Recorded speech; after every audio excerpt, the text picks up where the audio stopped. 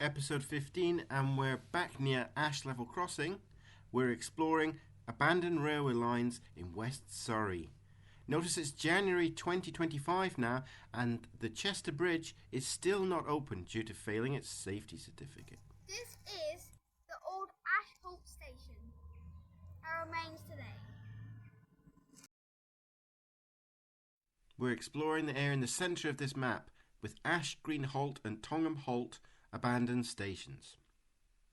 So starting east and heading west, here's where that abandoned line left what remains of what is now the North Downs line. So the station was elevated above the tracks, and the tracks passed through this cutting. You can have what your So the station's now a house, and as a nice touch, they've kept some of the rails and built them into the garden decorations. Tongham Halt station was a mile further to the west. The train line passed through great. here, You're looking so cool, boy. and then through here into an area which was surprisingly industrial at the time. Here it is in the early 1960s, Tongham Halt station becoming a very early victim of the Beeching Cuts. There was also a branch line at Tongham which served the local gasworks along this road now, and through this part of the village. The Beeching Cuts were an infamous 1960s remodelling of the UK rail network. Out of 18,000 miles of railway, Beeching commanded that 6,000 miles should be closed.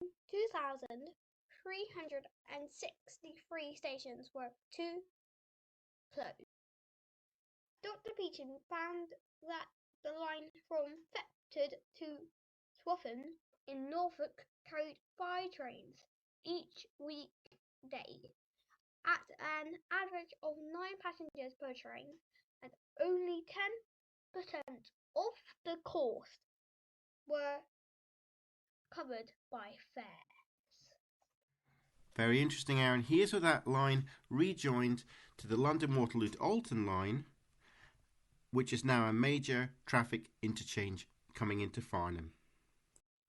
In recent years, there's been a trend to reopen lines that Beeching closed, should they now be profitable. Here are lines that have reopened. That gives us an idea for today's project. What existing rail infrastructure could we add to create new exciting lines? The Daddy line and the Aaron line. For a bit of extra fun, our new lines must pass through somewhere with a name similar to that of an Elizabeth line station. So here's Aaron's great idea. A line connecting London Euston to Twyford, the famous toilet factory, using the HS2 infrastructure currently being built. Daddy hated taking the X5 bus between Oxford and Cambridge so much when he was younger that he wants the Varsity line restored.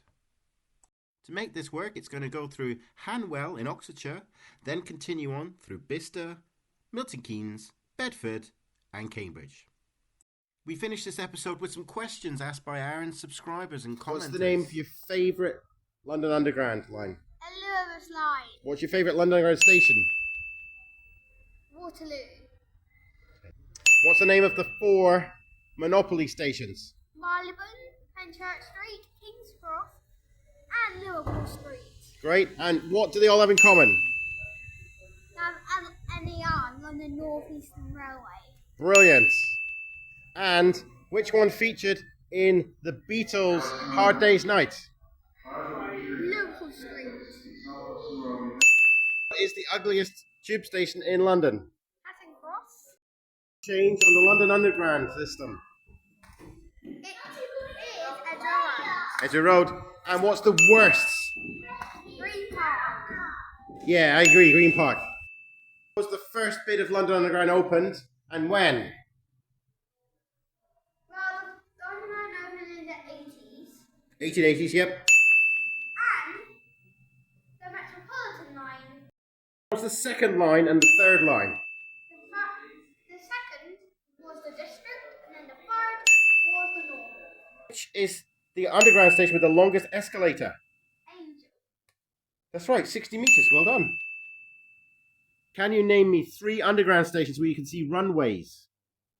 Hatton Cross. Yeah, but Heathrow's only one answer, but that's correct. Heathrow runway.